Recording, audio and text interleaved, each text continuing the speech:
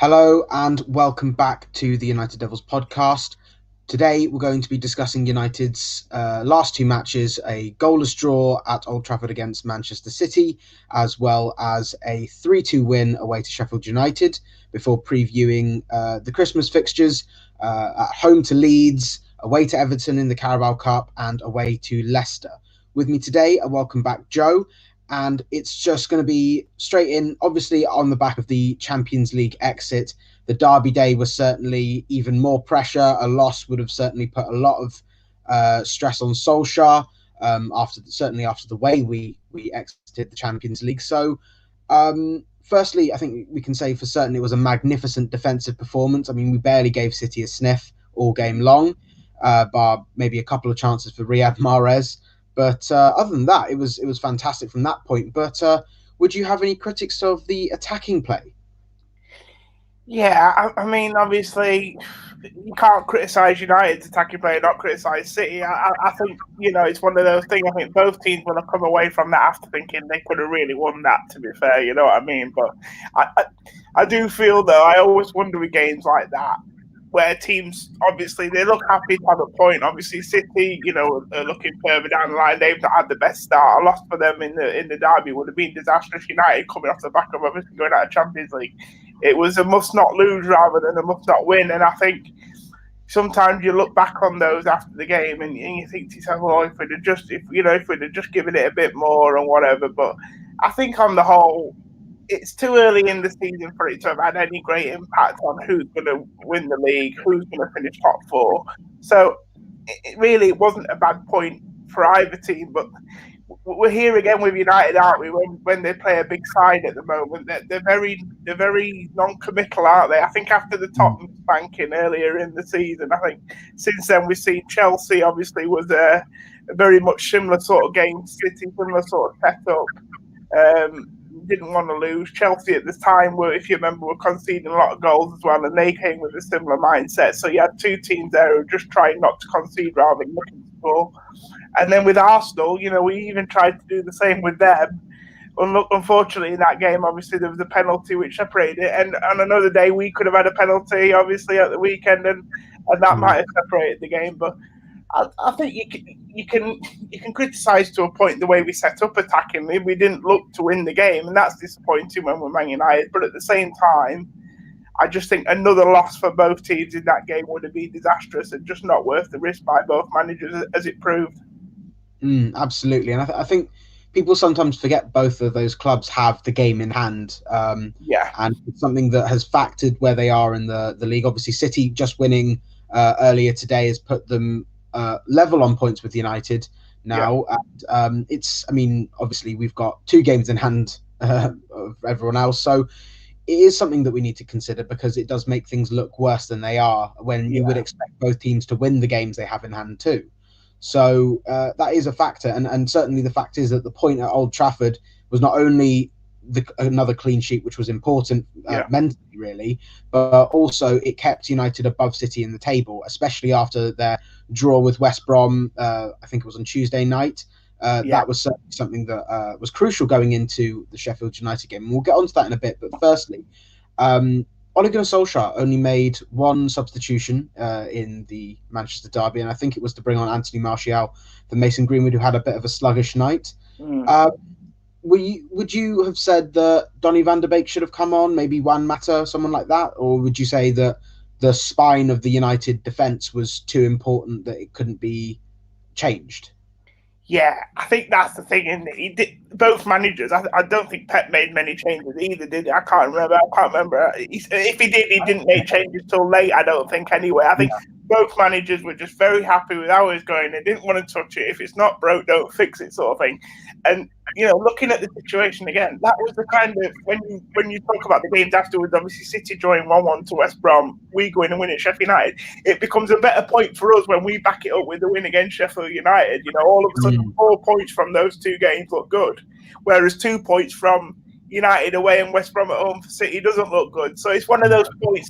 It looks good if it's then you go the next week and you win the game that you should win, which obviously we did do on Thursday. But yeah, back to the substitution with Martial, I just don't think he wanted to risk the shape of the team. You could say at this time of the year now, there's obviously going to be a lot of games. There's a good argument there to say he could have made a couple of changes for rotation's sake to obviously try and keep people fresh. But again, City's not the kind of game where you can rotate for the sake of rotating. You've got to make substitutes with purpose in games like that. So, if you're looking to save the game, win the game, you can't just bring your key player off because you think, oh, we'll give him half an hour rest here. It's not that kind of game where you can do things like that. But Donny van der Beek, it's a difficult one because I'll be honest with you, the more I watch Donny at the moment, I think he's struggling to find a place in this team at the moment and a role within this team. So it's all right saying bring him on, but where do we bring him on really? Because if you bring him on and say for Bruno or for that kind of player, that creative player, he's not really being shown that he's creative enough at the moment in the odd glimpses that we've seen of him. But also, you can't then bring him on, I don't think, as a replacement for someone like McTominay or Matic or Fred or anything like that. He's not really a number 6 either at the moment. I think what we're seeing with Donny at the moment is a transition in a player. He's having to learn about the league. And he's only been here 4 or 5 months. I don't think fans should panic. I think he's going to be a great player for Man United, but at the moment, he's just got to find himself. He's got to find the pace of the league. I think it was quite telling when he came on Thursday night for that last 10 minutes. It was funny how that's when we started to get a little bit overawed, and actually Sheffield United had that last 10 minutes. You could argue, couldn't you? So, and it's no coincidence that it coincided with Donny coming on because he just doesn't give you that same thing as what we have already. So we need to learn to have a system that fits Donny, and Donny needs to learn to fit into the systems that Ollie wants to play. And fundamentally, one of the biggest things he's got to do at the moment is just get stronger. And that's nothing new for anybody coming from the Eredivisie, to be honest, to the Premier League. It's a much more physical league. He will get there because you can tell as a person, as a personality, he's determined to succeed and he's got bundles of talent. That's not in question. He just needs to he just needs some time to adapt his game and become a Premier League player, I think. Yeah, you've absolutely read my mind there. I was going to say exactly the same thing. It's always difficult coming from a different league. We've seen that from big stars, Nicolas Pepe and Kai Havertz in the last couple of years. I mean, they're undeniably good players. They're just struggling to adapt to this league. And even first game of the season, Timo Werner said he didn't have any idea that the Brighton centre-backs were going to be as big as they were, as obviously Dan Burn and Ben White and Lewis Dunk are massive players, and that's what we expected in this league. And you think about the players down the years that have had trials and stuff. I mean, we've had good fortune with Bruno Fernandes, who's adapted so fantastically. Well, we can give a perfect example from a United point of view. Let's look at Henrik Mkhitaryan, Arjun. Remember, Henrik Mkhitaryan, if you remember when he first came to United, first 2 or 3 months he struggled to get into a match day squad, let alone into the starting lineup with Mourinho at the time. He was making the argument that he was protecting the player because the player wasn't ready for Premier League football.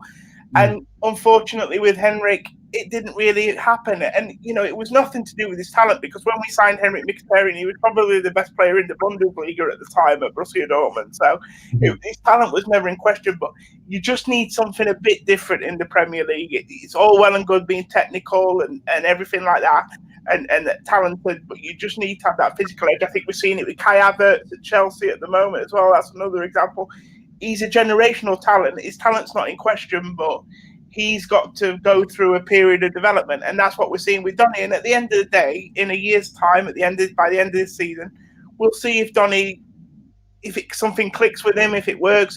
If not, it might just end up being another sort of Mkhitaryan story. But I don't think it will be with Donny. I think there's more about him as a person. You can see when he's interviewed, when you see him play, and when you see him train, there's a steely determination there. He just needs to go through a period of development, and it doesn't help when there's all this hysteria from us fans.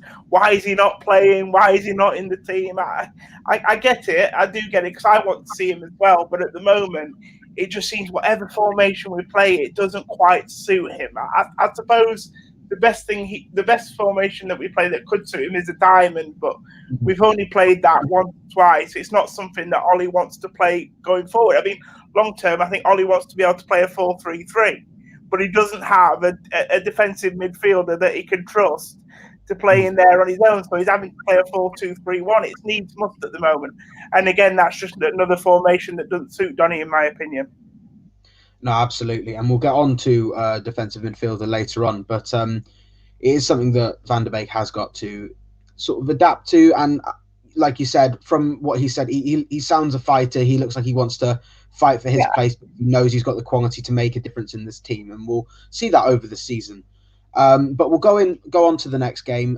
Sheffield United, obviously going into the match, United knew that a win would take them within 5 points of the top and just 2 points off the leaders in Liverpool with a game in hand. If they won that game, it would be that, and they'd be second as well, which is massive as well. So going into that match, United did make a couple of changes. Matic came in and United reverted back to the 4-3-3 that you talked about, and two attacking midfielders of Pogba and Bruno was a little few raised eyebrows at that, just because of the lack of defensive players in there, especially with the Sheffield United three in midfield.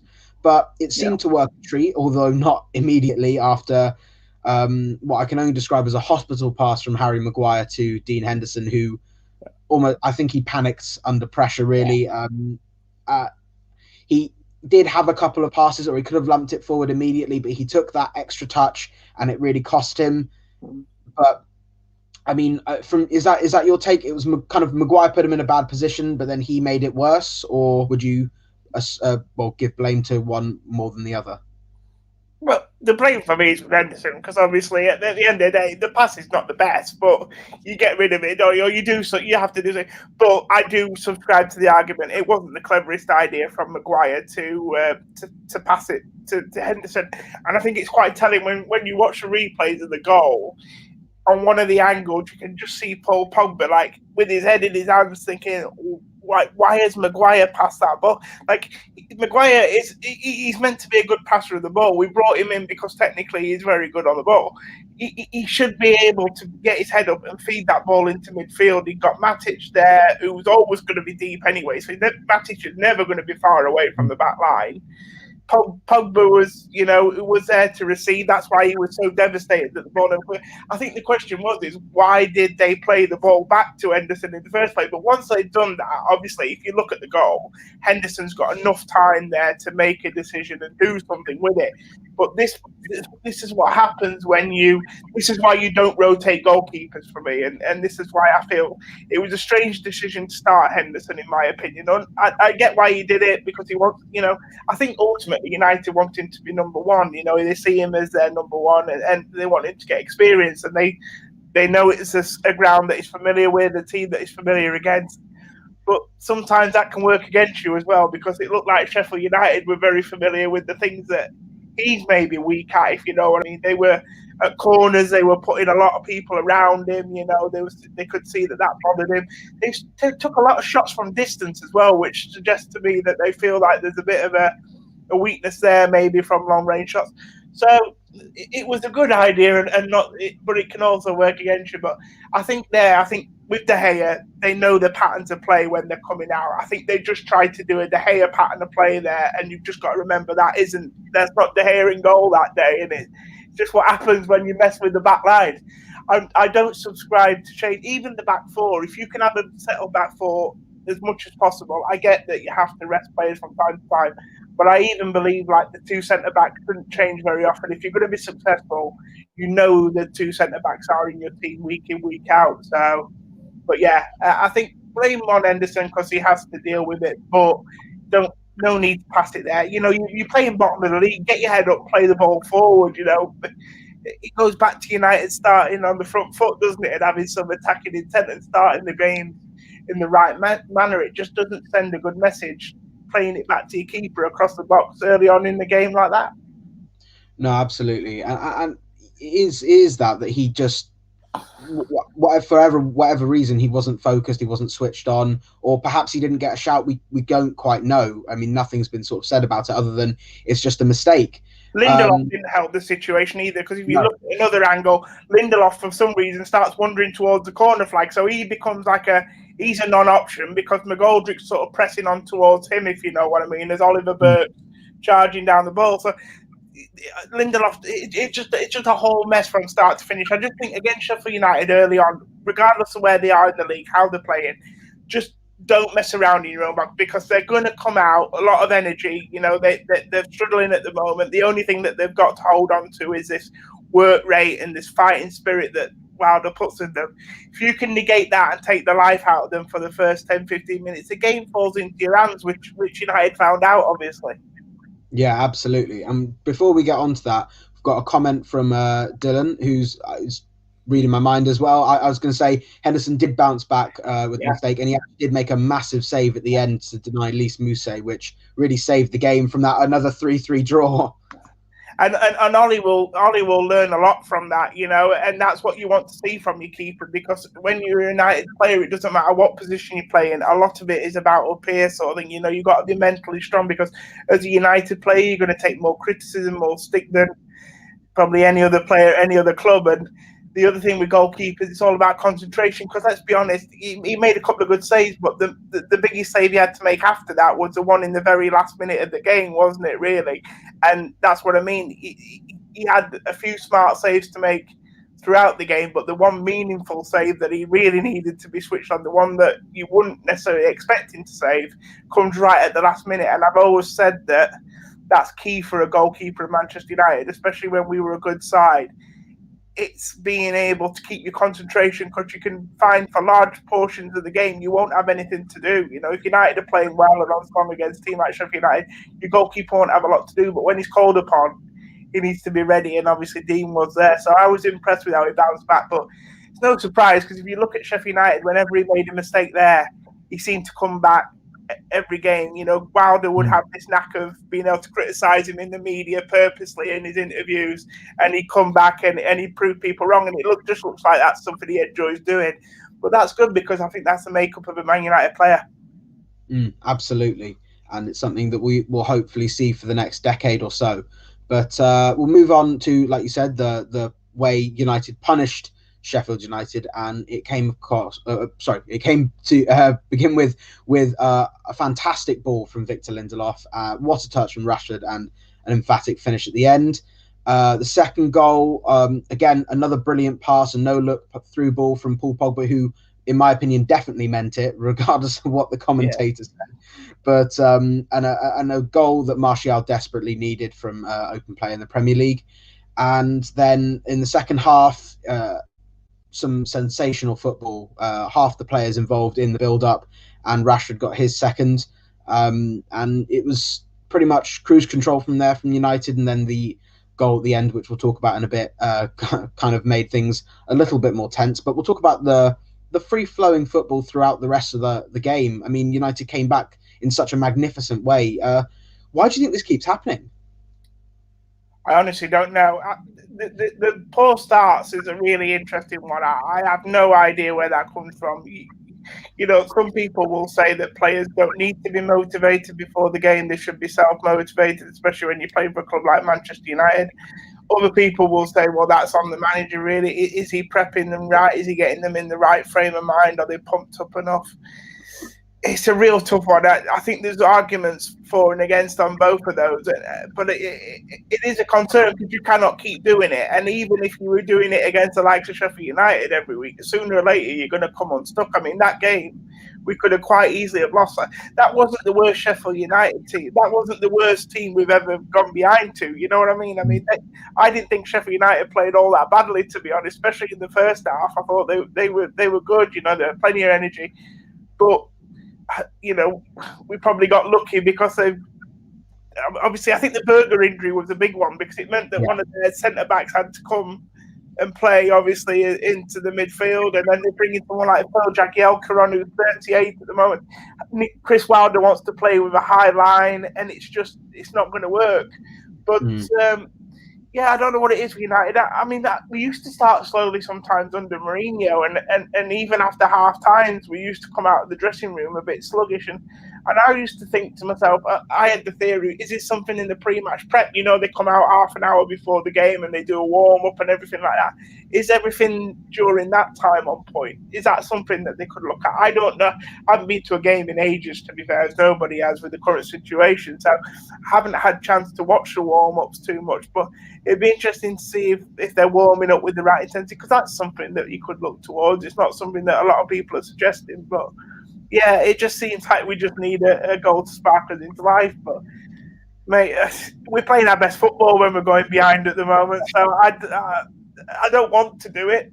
But you know, at the end of the day, if that's what it takes to get your best football, so be it. I will say this, though. If they start like that on Sunday, it's going to be a very different story. If you give this Leeds team an inch, they will take a mile. So I would not advise United look to go like that. I think they'll set up quite pragmatic like they did against, it could almost be like Manchester City just because of the game and everything. I know we'll talk about Leeds in a bit, but yeah, no, I don't know. But once we did go behind, I just feel like the shackles come off and then they just play with more confidence. I mean, that ball by Lindelof for the equalising goal was a delicious ball, and you just wonder, he probably wouldn't have played that at 0-0, to be fair. He's probably a bit cautious, a bit not quite sure. Rashford maybe doesn't make that run, because, I mean, the run makes the pass, to be fair, and that. And then same with Paul Pogba, mate. I mean, you saying there, people saying they don't know if he meant it. Problem is, these pundits who criticise Paul Pogba, they just can't comprehend the talent. That's all it is. They cannot. He has got majestic talent, and people, when they see it and he does things like that, they feel like it must be fluke, because it's just like, how can anyone do that, I think. And yes, he might have not looked to play Martial, but what he's done there is he's played a ball that gives two players an option, because you've got Wan-Bissaka who's making that overlapping one on the right, and you've got Martial coming in. So he's playing a ball into a clever space. It's up to then the runner to make the pass. And I think with a lot of passes, the pass is only as good as the run made by the player. We see some brilliant crosses at times, and nobody gets their head on it, and you think, oh, what a rubbish cross, but actually it's not a rubbish cross, it's just nobody made that run to get on the end of it. So I think with this, I think, it was a fantastic pass, and he wasn't bothered who got on the end of it, as long as somebody did. But there's a good telepathy there between Pogba and Martial, I think. Yeah, absolutely, and it's something that we have seen so many times since they've both been bought. Just going back to United conceding first, Dylan again has said that the same thing happened with Leipzig and it wasn't enough. It's likely to happen more frequently if we continue this way, I think, and he's absolutely right. That's what I mean. Against the bigger sides, they'll catch up with you. That's why they didn't. They made a point of not starting slowly against Man City, Chelsea. They know there's certain games they know they can't afford to do it. I just wish they had that mindset with all the teams, because if they allowed themselves 15, 20 minutes to get into every game, they'd be fine. Well, you think about it, it's the Champions League games where we've cost it. PSG, Besiktas here, Leipzig, the three games we needed at least a point from, and we've started slowly and it's cost us in all three. Actually, more PSG, I'd actually disagree with that, my own comment, because to be fair, I think it was lucky that they scored when they did. But their first goal was quite fortuitous, wasn't it? It was sort of a deflected ball over the top that Neymar just happened to be unmarked in the back post. But PSG, they can do that to you, and the good teams can do it to you, but it shouldn't be happening against the likes of Southampton and get my teams right, Sheffield United, and all the other games we've fallen behind, and because they've been against lesser teams, the majority of them. Like I said, we've kept it tight against the better sides in the main, apart from Tottenham. With Chelsea, Arsenal, Man City, we've kept it tight. So it's been the teams where we should be dictating. I just don't know. I don't think United know how to approach those games. I think that's a lot of the problem. They haven't got a tactical identity at the moment. So it almost as if they need someone to score the first goal, because then it makes the plan easy, doesn't it? You know what I mean? I always feel like it's a bit like cricket when you're chasing a big score. You don't have to think too much about it. You just need to score a lot of runs quickly. And then people who probably don't follow cricket might not know what I'm talking about. But, I just feel like sometimes United are better when they're free of any confusion, any plan or anything like that. The plan is clear. You need to score a goal. You need to score 2 goals. And they just go and do it. Absolutely. And it's something that we've got to bring into these next few games, because wins just will only propel us, and a loss will just lose a lot of the momentum we've gained since the Champions League exit. But going on the Champions League exit, we've obviously gone down to the Europa League, and the draw was actually on Monday night. United got probably one of the more difficult teams in second place in La Liga, Real Sociedad. Their form obviously is 3 draws and a loss in the most recent games, but they're a very solid team. They've scored, I think, the joint most goals in La Liga, and mostly due to their new acquisition of David Silva, who was supposed to go to Lazio, but he knew that he was going to play United later down the season, so he decided to cause us more problems. So, I mean, this is going to be a tough fixture, but we said that with the PSG one a couple of years ago, and then mountains were there to be climbed. Do you think this is going to be one where United are going to have to outscore Sociedad, or is it going to be about whoever blinks first?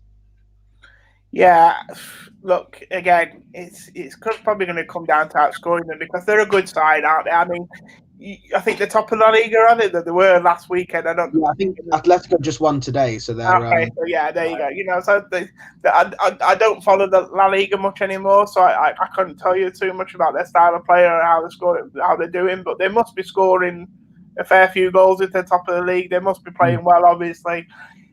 I don't know. First thing I thought when I saw this draw was Atletico Bilbao. Was it 2010-11 season when? I think so. They played us off the park with 2 legs, didn't they? I think they played us off.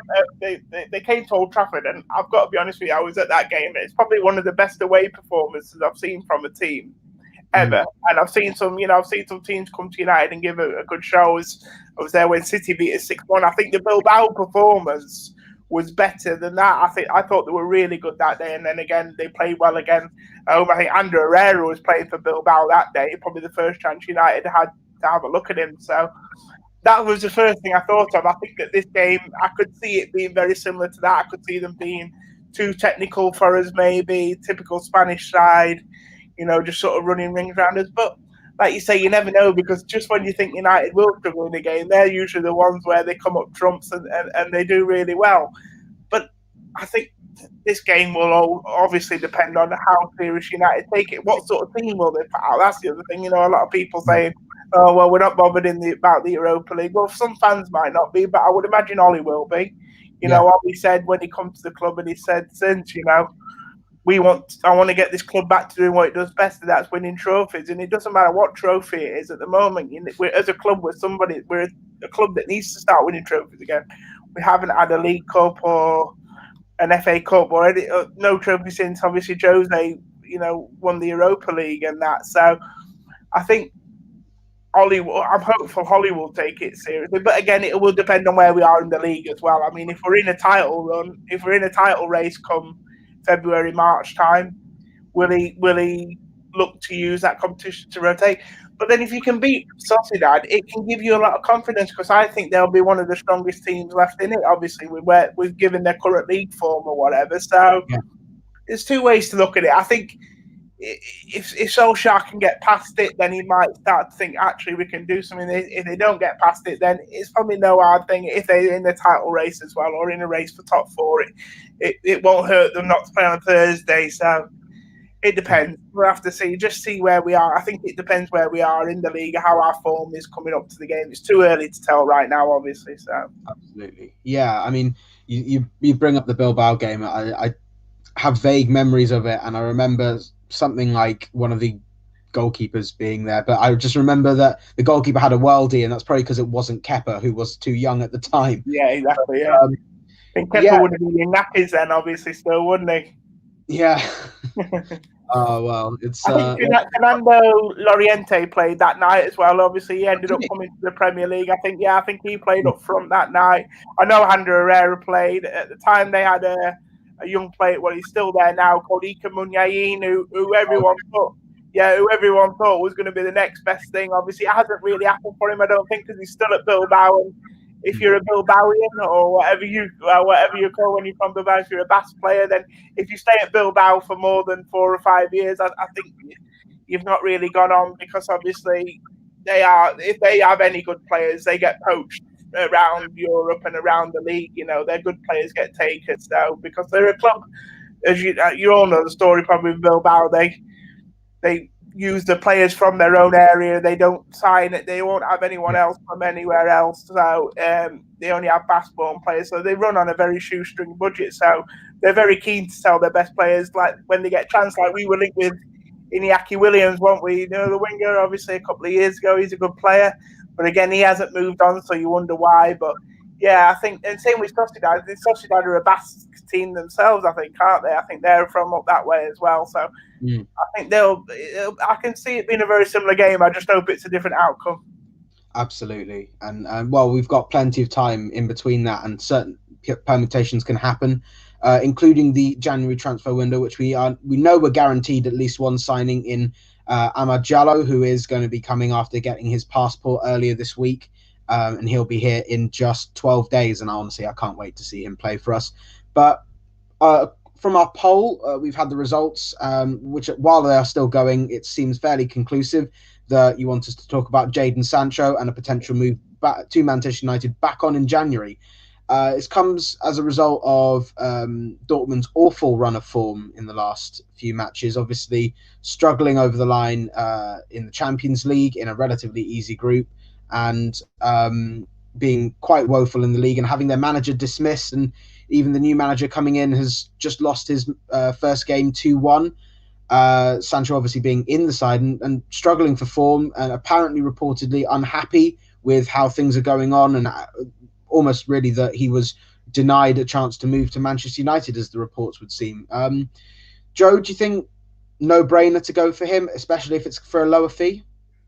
Yeah, I mean, obviously, things have kind of played into United's hands with this one a little bit, because I worried when they didn't get the job done in the summer that by that time next year, so when we get to next summer, there'd be a lot more teams coming to negotiating table, obviously, for Sancho, because I thought by now we'd have been having maybe close to full stadiums again. I'd have thought that football would have returned to much more of normality than what we're seeing at the moment, but actually it hasn't. So I do think in the summer, if Liverpool couldn't afford Sancho, if Barcelona couldn't afford Sancho, if Real Madrid couldn't afford Sancho last summer, they're not going to be able to necessarily watch change this year, if you know what I mean, unless his price comes down drastically. And I don't think it will come down drastically because of his contract situation and because of his age. Having said that, I think Dortmund are the biggest losers in all this, because the price will have to come down now. They've ended up with a player that doesn't seem to have been as effective this season up to now as he was last season. He's not churning out anywhere near the numbers that he was churning out last year. I don't know whether that's down to disappointment that he didn't get the move. There must be something in that, because it's amazing how many players you see a link with the club all summer. The move doesn't happen, and then they don't seem to find that form again afterwards. I remember Alexis Sanchez at Arsenal that summer before he came to us in January. He was linked with going back to Barcelona, a host of other big clubs. The move didn't happen, and then his form between August and January for Arsenal was awful, if you know what I mean. And I think on him. yeah, but then obviously it continued at United. But then we've seen with Sancho this year, and I don't even think he's been starting a lot of games towards the end of the Favre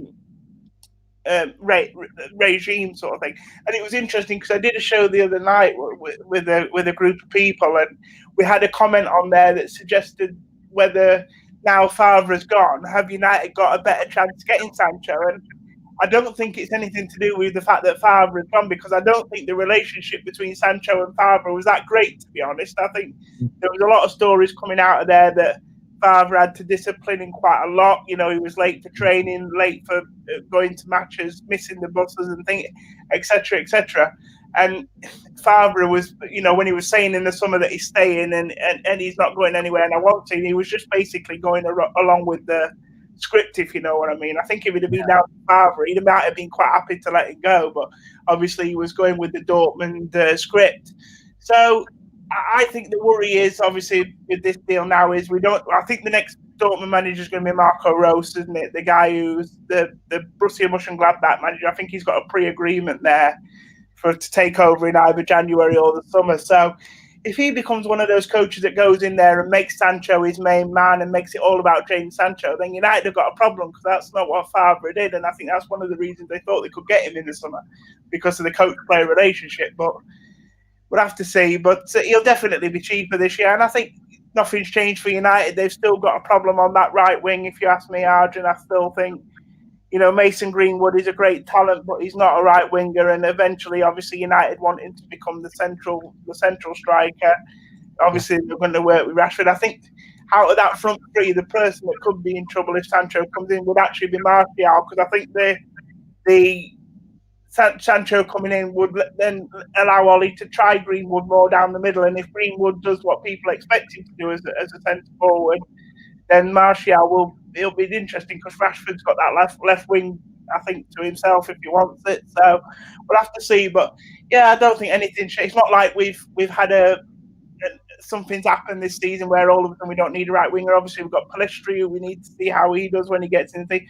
You've talked about Giallo there, but they're both very young players. I doubt they're going to have the impact between January and August to say to United they don't need to do it. And on Sancho, I don't think deal will get done in January, by the way. I think there might be an agreement in place in January, but I don't think we'll see the player move until the summer. If United do want him in the summer, I would like to see them do the spade work in January, though, and get this done, because I think that's what they should have done last year. They left it all too late. Trying to get a deal in the summer. They knew from the summer before they wanted him. They tried to sign him the summer before that. So why they didn't get all this tied up and just nearly done, I don't really know. So I wouldn't be surprised if we hear like there's some sort of pre-agreement, but I wouldn't expect the player to join until summer. Yeah, absolutely. I think the thing is, you're talking about efficient business, and we've unfortunately often. We'd have to hope and pray that they've actually got their act together this time. And I mean, the way every signing we've had has always been really late or just panic, depending on the manager, depending on the circumstances. But you think about Maguire was done really late. Bruno was basically deadline day. Tellez, Cavani, Giallo, all deadline day in the end, while everything was still being slowed down on the kind of contractual side. Fellaini, Mata, Martial. I could keep going on, but that's a great point you make, Arjun, because you look at the Bruno Fernandes deal, and Sancho deal is probably twice as big as that deal in terms of the finances, in terms of what needs to be done. And it took United right up until the end of the January window to do it. So I think we're being a bit optimistic to think that they can get a deal like Sancho done in the month that they have in January. And the other thing that's key to this, I think, as well, is the only way he does sign in January is if United decide to cash in on Paul Pogba maybe in January, which I don't see them doing now. I think Paul Pogba will have to be a deal for the summer when they can get more people to the table. I think by the summer, if he keeps playing like this, then the big clubs are going to come back to the table for him, and that's what United will want. So, but if they did decide to sell Pogba in January and say they got 40-50 million for him, they would use that money then maybe to try and get the Sancho deal done. But that's the only way I see Sancho coming in January, is if we sell big first, if you know what I mean. Yeah, absolutely. I mean, I'd still, if we can do some wonders this season, I could still see Pogba staying. I think his agent's just trying to get news out there that he's available, but I mean, I'm not sure what's being said. On the Sancho deal, instead of Sancho, an alternative has been suggested by Dylan. Memphis Depay could be available in January for around £5 million. He's only got a few months left on his contract. Former Red, Memphis Depay. I mean, an option for you, or do you think he's not really a right winger? I don't know. I'm always a big believer in never go back, mate. But what I will say on Memphis is that I never really felt like he had a proper chance. That's true. Some players sometimes leave, isn't there? And you just think, oh, did they get a fair crack of the whip? And we don't know what goes on behind the scenes. Again, with someone like Depay, there was a lot of stories that he was quite a lazy trainer, that he was spending more time in the gym maybe than he was on the grass. And, you could see he's very athletic. He's very athletic. He's very big. I used to think he was too big at United, to be honest. He always looked like he was too big for his body, if you know what I'm saying, too stocky for his position. But look, you can't take it away from him. He's gone to Lyon. He's done well for himself. He's reinvented himself. I think he got quite a bad injury, though, didn't he? Just before the summer window closed, because he looked like he was going to Barcelona, didn't he, as well? So and that moved it. So you wonder how he is after the injury. That's a consideration. And also other clubs as well. Like I said, Barcelona were really keen on getting him in the summer.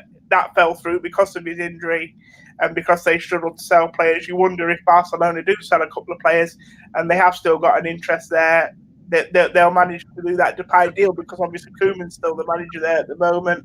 So, there's a connection there. But we'll have to see. I mean, I don't think Koeman will be there in the summer, after the summer. So I think, obviously, Depay will have to think about that. It's not like Koeman's a long-term plan, I don't think, at Barcelona. I think he's just keeping the seat warm for someone like Xavi.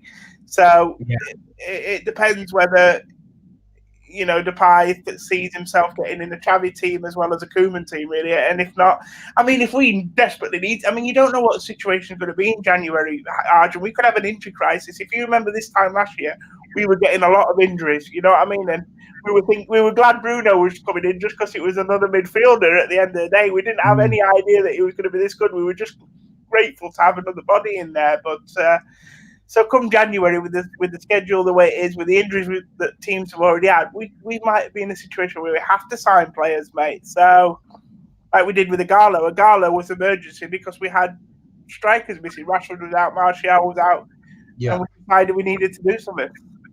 And he looks obviously set to depart in January. Obviously, we just had a comment saying that Depay, one of Dylan's favourite players, so much more. He did struggle when Shaw got injured because he did build a good... Yeah, they had a nice relationship on the left there, didn't they? Yeah, down that left-hand side, Yeah, it's interesting that they're very close, aren't they? But again, it's like that left side is very packed for United. Everyone wants to play on that left side because they're right-footed and they want to come in on their right foot, obviously, and everyone wants to be an inverted winger these days rather than an orthodox winger. So, look, Rashford enjoys playing from the left, Martial enjoys playing from the left. They don't quite enjoy playing from the right. So if you bring Depay in, it just packs that side too much for me, I think, to be honest. You need a right winger. And if you're not going to get Sancho, then let's give Pellistri and Diallo a chance. They're both quite comfortable playing on the right. That they've had big game experience. Well, more so Diallo. He's played some big, pretty important games for Atalanta. So, I wouldn't have any trouble bringing him in for the cup games and the rotation games. For sure, yeah. We'll have to stop transfer talk for a little bit and go on to the matches, because we've got 3 to cover. And it's going to be a massive test for United, because 2 in the Premier League and 1 in the Carabao Cup in the next 10 days. We'll talk, obviously, first chronologically. Leeds, like you said, is going to be a big test, because this Leeds side aren't going to mess about. They are attack happy. They are defensively fairly solid, even though they do concede a fair few. They do look compact. So sometimes they just get countered, really. And that's where I think United can punish them, because they do like to get their wing backs forward. They do like to play a high line, and it could lead to problems, especially with the defensive injuries and either the young and inexperienced centre back combined with the experienced but quite slow centre back, and we can certainly cause problems. It's just a matter of switching on. Yeah. No, look, you can see this game being 4-4, can't you? I can definitely see it being a ridiculous score, rugby score, cricket score, whatever you want to call it. It's goals galore, I think, to be honest. But then again, I thought that with Chelsea earlier on in the season, because we did a show, I think, just before Chelsea. We were saying, they're conceding lots, we were conceding lots, and you're just thinking there's going to be goals in this one, and it ended up being 0-0. But both managers changed the way they played for that game. I don't see Bielsa change. He only knows one way, and he's already said, I think, in his press conference that he has no intention of changing their style. So it'll be an entertaining game. There's a lot of what Leeds does that I think is all kind of wrong for United in terms of their pressing game, in terms of the pace up front and in the attacking areas. It doesn't bode well for United. But then there's a lot of things about Leeds that I think, like you said, does work well for United. The fact that they can be caught on the counter, that's exactly what United want. And they've been craving for that at Old Trafford all season, because I think that's half the reason they've struggled at Old Trafford this season, is because teams haven't come at them like they've come at them away from home, if you know what I mean. So I think, United will think to themselves, well, we can almost set up like an away game for this one tomorrow, and hopefully have the same success as we've had in our away games already. But it could just come down to who outscores who. How many? Where are you when the music stops? If you know what I mean. Who's got the most goals when the referee blows the whistle? Because I don't see either team. Well, I don't see Leeds doing it, and I don't see United being capable of doing it, if you know what I mean. That's the difference. I don't see Leeds wanting to do it, and I don't see United being able to do it. So we'll have to see. But I'd just like to see United start quickly. Let's get the first goal. It'll be interesting to see what happens, because I can't remember the last time we scored the first goal anyway for a while. So game. Yeah, so, well, yeah, that didn't go very well, did it? So maybe not. No, let Leeds have the first one. But, you always have an idea how your games are going to go, and then it's weird how often they don't really go to form, do they? And it'll not be dull, but it might be less low scoring than we thought. But we'll see. I'm looking forward to it. It'll be a good game, and I think if you're a neutral, so if you're Liverpool, City, Chelsea, Arsenal, they'll be looking forward to this fixture because they can sit back and think we can relax, especially if they've done their job like Liverpool this weekend. They'll sit back and think this will be a good game to watch, because I was looking forward to watching Leeds Liverpool at the start of the season at Anfield, and that didn't disappoint, did it? It was 4-3 to Liverpool. So, yeah, good. Well, yeah, it was brilliant, but I think the thing is that both teams did prey off the other's mistakes. So I think the fact is that United have to be, well, just as disciplined and composed and focused as they haven't been at the start of games, and I think that is going to be what wins it for either side. Obviously, Leeds do concede a few, and they do score even more, which is why they are starting so well. So we'll see how that pans out. But how would you line up? Would you go for? I mean, obviously, I think a back four is guaranteed, and I think there might be 3 out of 4 which are again guaranteed. But would you start a diamond? Would you go for a 3 in midfield and a 3 in attack, or how would you set up?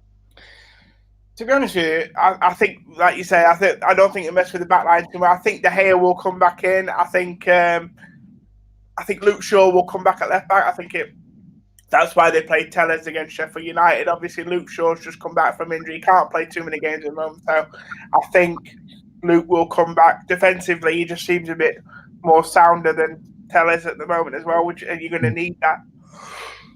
Excuse me, from your fullback during this game. You're going to need defensively sound fullbacks. We've got one on the right with Wan-Bissaka. Can we get one on the left? Obviously, Luke Shaw. And then I think, to be honest with you, he's probably, as much as I don't like to at home, but he might have to go with that 4-2-3-1 where he's got a double pivot there just to protect that defence a little bit. Especially at the start, you can adapt the formation as the game goes on. If you feel like Leeds aren't posing you the threats that you thought they might, or the classic thing happens and we go a goal behind, then you can look to slightly tweak that formation and move to a diamond. And if you have to make a change at half-time, someone like Donny coming on or something like that, gives you a bit more in midfield.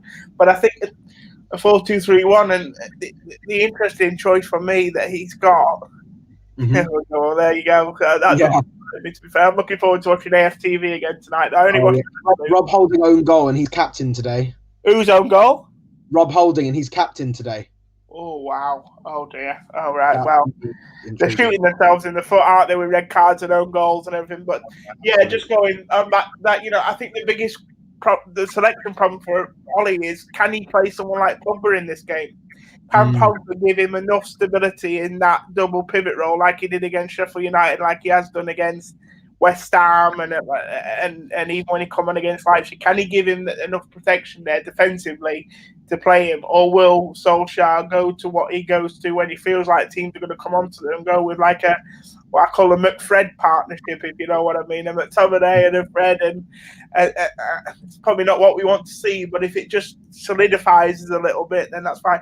But it's very difficult not to have Pogba in the team at the moment, because I just feel like ever since those comments really that have come out, well, the West Ham game obviously, and then the comments came out after that, he's just gone to another level again. It's nice to see, and I was one of those people that said actually when these comments come out, look, if he wants to go and United want to sell him, this is a time now where United should be looking at playing other players and start planning for the future, if you know what I mean. There's no point in playing a player if his long-term future isn't here. You saw it with United with Ander Herrera after January, when it was clear Ander Herrera wasn't going to sign a new contract.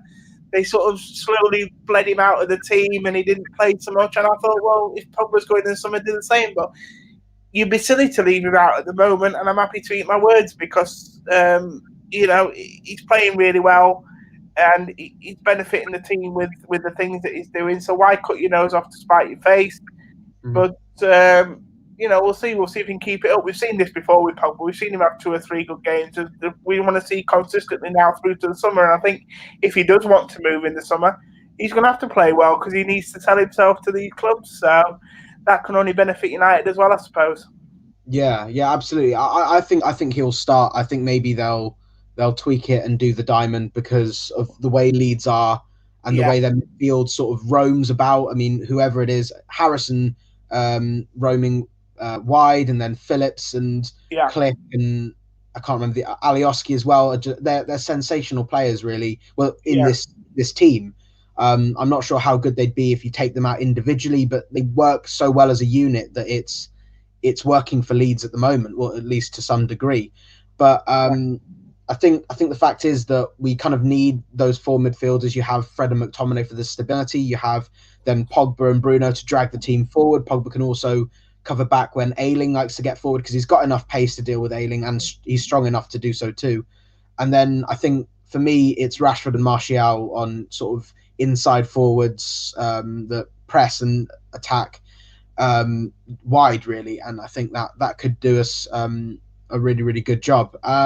Again, I agree. I think Tellers or Shaw. I thought Tellers had a good game against Sheffield United, but I think he grew into the game. I don't think he started too well, but I think he grew into the game. I think anyway, and he will. Again, this is another player, Harjan, that is developing into a Premier League player.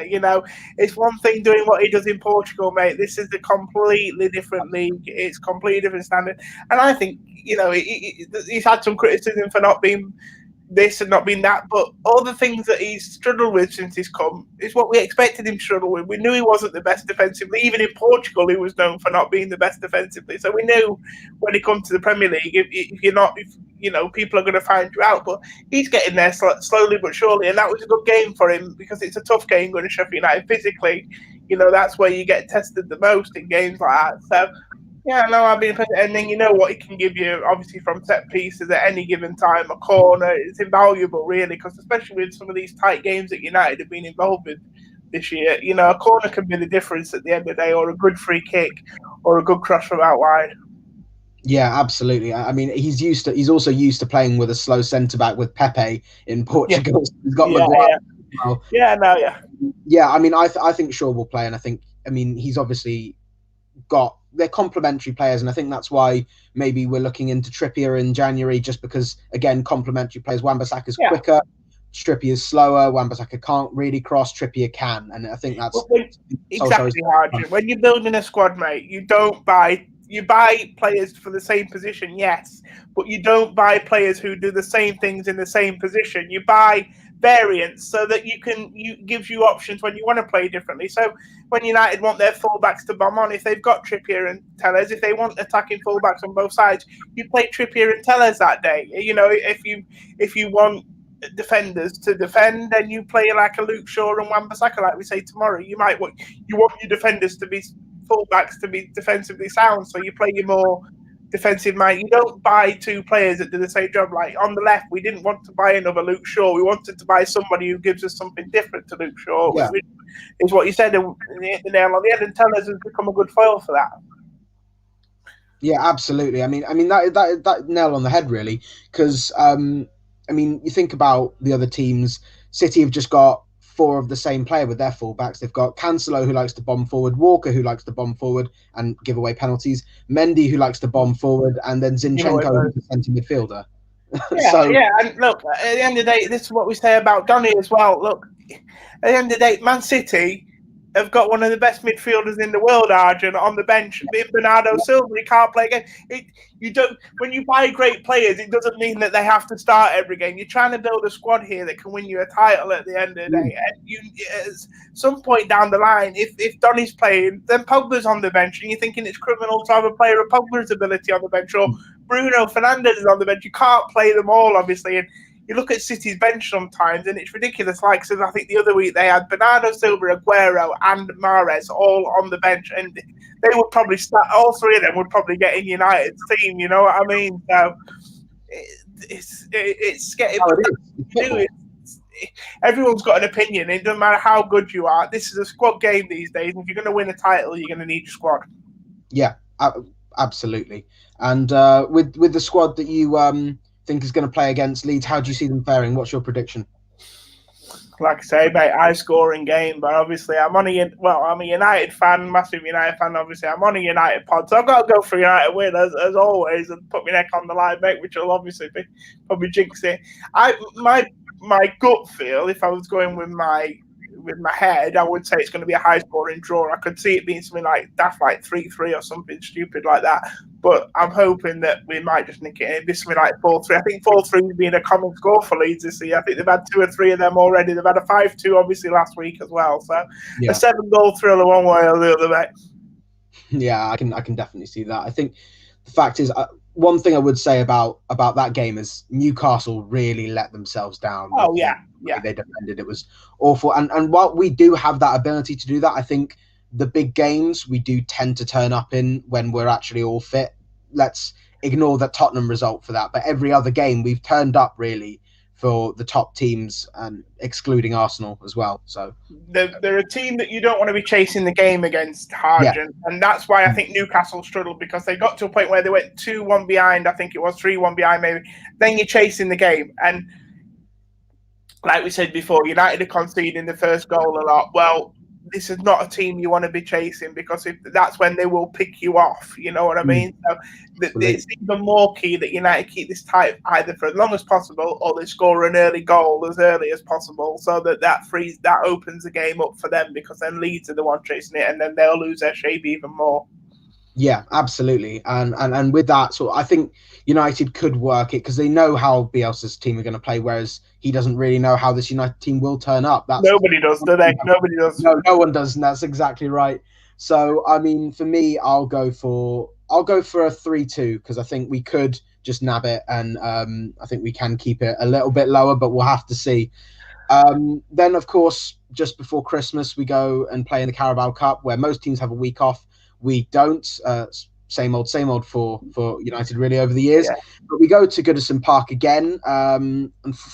Fortunately, we have the luck of not playing a fully fit Everton. They do have Richarlison back, but at the moment they're playing 4 centre-backs as the back 4, which is, I mean, something you can say is a bonus, but you could say that they're going to be more defensively solid. We won't go for team selection because it is quite far away, but predictions, do you think United can get through? Yeah, I think it depends on how both teams approach it, obviously. I mean, it's a Carabao Cup, isn't it? And normally you would see United make changes. But again, I think Ollie needs a trophy. I think we need a trophy as a club. So look, we're in the quarterfinals. Go and try and win it now at this stage. You know what I mean? I mean, there's a couple of, I think Liverpool are out. Obviously, I know City have got Arsenal next. So there's going to be another big team go out there. So the draw's going to open up a little bit. It's an opportunity. But it all depends. I mean, if it is a situation where United think, we might use this an opportunity to rotate, actually, with all the games we've got coming up. Because talking about shooting us in the foot, I think our Christmas period will get extended, because I think that's where they're going to fit the Burnley game into as well, the first week of January. So when everybody else, March, actually, if we're in the Carabao Cup, it'll be March. Oh, March. Okay, that's all right then. Yeah. So, well, there you go. So maybe that's an incentive to get through as well. You know what I mean? So I don't know. But what I'm trying to say is, obviously, if one team takes it more serious than the other, I think that will be the difference in this game. So if Everton go full strength and United make 1 or 2 changes and bring some of the youngsters in, a lot of people saying Pellistri might be the game where they look to give Pellistri a game. If they do something like that, then you wouldn't be surprised if they just miss out. But if it's United on Everton, the way it's been the last couple of seasons, we drew there last season. I think we could have won it late on. This season, we played really well there. So if we go strength for strength, I think United have got enough. But if, like I say, it's one of those games on a knife edge, if United do make changes and do rotate a little bit, then I could see it going a bit wrong, really. Well, they've just conceded to an Arsenal penalty from Nicola Pepe, who has managed to convert this time. There's no VAR to overrule it. But, you're absolutely right. I think if changes are made, it could be punishment. I think Ancelotti doesn't have as deep a squad as he would like, because he obviously wanted more signings, and right now his midfield is looking barren. The defence is looking a little bit off with Coleman and Dean both injured, and Richarlison is obviously a crucial player for them, and he's back. He missed against Goodison Park, so I think that is something that we have to factor in. So I think we might have to play a strong defence and maybe change the attack a tiny bit, but would have to. I mean, I can see United winning comfortably if they play professionally. But then after that Boxing Day, we tend to do well on Boxing Days, other than under Louis van Gaal, apparently. But United do go away to Leicester, where we clinched Champions League qualification and stopped them from doing so in the final game of last season. This is a big test, but obviously Leicester have been really inconsistent. I mean, they smacked City 5-2 and then lost 4-0 to West Ham the next game. It's certainly something that we have to think about. But, I mean, they do tend to turn up for the big games, apparently, other than Liverpool, who they lost to 3-0 as well. So, I mean, what are we going to expect from Leicester? Well, you've hit the nail on the head, mate. You just don't know what you're going to get. I think they've lost 4 games at home this season as well, haven't they, already? So I think a little bit like us, their away form's better than their own form. I mean, they go to Tottenham tomorrow, and you wouldn't be surprised if they went and did a number on Tottenham. Technically, they're a very good side, Leicester, and I feel that if they get their pattern to play well and they find their rhythm, they're a very good side. And, you know, again, Vardy is a dangerous striker for Tottenham's defence, for our defence, because we're not the quickest at the back, and I don't think Tottenham are either, with the likes of Dyer and Alderweireld. So Jose might look at bringing in someone like Davinson for that game tomorrow, Sanchez, just a bit more pace in the back. But looking at us, it's one of them. It's an important game because I do think Leicester will be in and around that 4th place again from the end of the season. So if you want to be there, if you want to be Champions League, if you want to win a title, furthermore, they're the games you have to go and win, to be fair. Not easy, but, you know, you've got to go there and do the job, and you've got to beat those teams and move on and move on to the next game, sort of thing. Because same with, I think, the game after that, then Wolves, is it, if I'm not mistaken, at home. You know, again, another game where you've just got to. They're difficult games, but if you want to win a league and you want to be in a title race, they're the games you've got to win up to like April, May time, if you know what I mean. Yeah, absolutely. And stat for you there that we haven't actually lost to Leicester since the first season they were promoted. In fact, the first game we played against them when they were promoted, that 5-3 loss, the Di Maria chip, the Blackett red card, all sorts. The Falcao goal that day as well, I think, wasn't there? Sorry? There's a Falcao goal that day as well, wasn't there? The rare sighting of a Radamel Falcao goal. It might have been as well. Yeah, I think it was one of those guys that those games when he scored 4 goals that season, the same as Smalling. So I think that's a lot. Yeah, wonderful. But I mean, I think the fact is this Leicester team is inconsistent, but they've got fantastic players. I don't know if Ndidi's back, but Maddison, Mendy, Fofana's really shining at 19 years old. Justin's doing a decent job with Pereira gone and or rather injured, and then Castagne has been a quality signing since he came in. And we all know about Yuri Tielemans and Jamie Vardy, so it could be anything. But I'm hoping United again, professional, and get the win. But we'll have to see. I mean, over this, we're talking about obviously with United title challenge with the points they've got so far. I mean, do you see it at all? They can win it, because I think this year more than any year, anyone can win it. You know, this is an opportunity to have. Well, we've had a Leicester City, so we'll never have that again. But nothing will probably surprise us again after Leicester City. But this is the type of season where it's there, because if you remember the Leicester City season, Man City weren't on the game. Liverpool weren't the force that they are now. United were in a period of transition. Arsenal were coming towards the end of Wenger. And if you remember, Leicester's nearest challenge that year was Tottenham up until the end. And even they obviously weren't used to winning the league. So this has been a similar sort of season where the top teams haven't got firing yet. But, you know, usually if you'd have said to me at this point, United would have been about 5 points behind Liverpool with a game in hand. And I thought to myself, well, I bet United have played right out of their skin and Liverpool have been off it. But actually, they haven't. Both teams have just been off it, I think. You know, Liverpool, yes, they won 7-0 today, but you could argue up until today, they haven't quite found the straps yet. They've had their injuries this year, which has been different for them, so we've been deal with. But United, you look at it, we haven't hit the form yet. And before the Sheffield United game, with the front three that scored 60 goals last season, I think had only got a few between them. Was it 4 or something like that? So, it's not like it's exciting to think what could happen if we could find that run of form again. If that front three could fire again and get somewhere close to that 60-goal mark this season, they could be right in the game to be there, because we've actually had a better start to this season points wise than we did last. I think we're 7 points better off this season than we were last year. So we've got that we've got that cushion to fall back on, and like I said, we've not even hit top thing yet. But you won't be able to judge whether we're in a title challenge till March, really, and the table won't settle down until obviously we play these games in hand, whether that be in January or whether it be in March. So we'll just have to wait and see. But if they're 5 points behind Liverpool in March, then anything can happen, because we don't know. Injuries are going to play their part this year. COVID could still have something to say about this season yet. So we'll see.